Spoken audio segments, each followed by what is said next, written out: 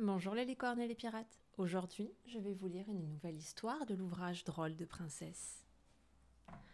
Les cheveux de la princesse Spaghetti de Muriel Zurcher, Marine Fleury, aux éditions Lito.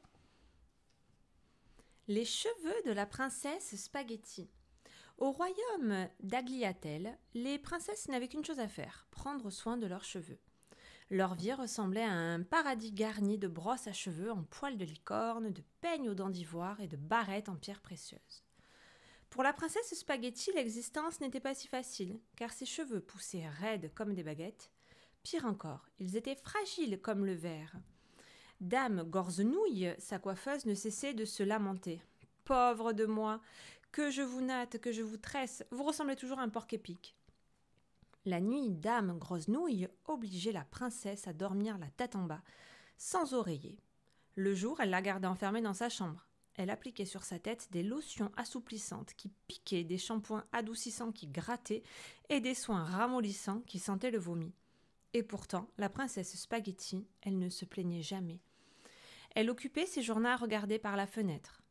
Quand elle voyait la princesse Coquillette partir en randonnée au sommet du mont Râpé, elle murmurait « Dame Gorzenouille, j'aimerais tellement escalader le mont Râpé. » Mais Dame Grossenouille lui répondait « Non, non, non, avec ses frisettes, la princesse Coquillette peut tout se permettre. Vous, c'est différent, vos cheveux risqueraient de se casser. »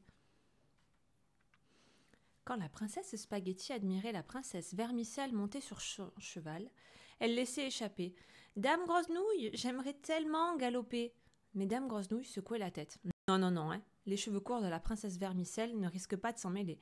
Les vôtres pourraient se briser. Non, non, non, et ça sera toujours non. » Même marcher sous la pluie en compagnie de demoiselle Tortellini lui était interdit. Et la nuit, juste avant de s'endormir, la princesse Spaghetti entendait encore Dame Grossenouille murmurer « Surtout évitez de trop rêver, ça pourrait les faire tomber. » Quelle triste vie menait la princesse Spaghetti. Un matin, alors que Dame Grossenouille ronflait encore, le tonnerre réveilla la princesse Spaghetti, et comme d'habitude, elle s'approcha de la fenêtre. L'orage se déchaînait et des éclairs zébraient la nuit. La pluie tambourinait sur le sol. Quel magnifique spectacle! La princesse sentit monter en elle une envie plus forte que tous les interdits. Elle quitta sa chambre, dévalia les escaliers et sortit. La tête levée vers le ciel, elle tournoya sous la pluie. Quel délice de sentir les gouttes glisser sur ses joues! Ensuite, elle courut vers les écuries, sauta sur le dos d'un cheval blanc et partit au galop. La princesse sentait le vent soulever ses cheveux. Elle riait et chantait tant elle était heureuse. Arrivée tout en haut du mont Râpé, elle admira le paysage illuminé par les éclairs. Son cœur battait comme jamais.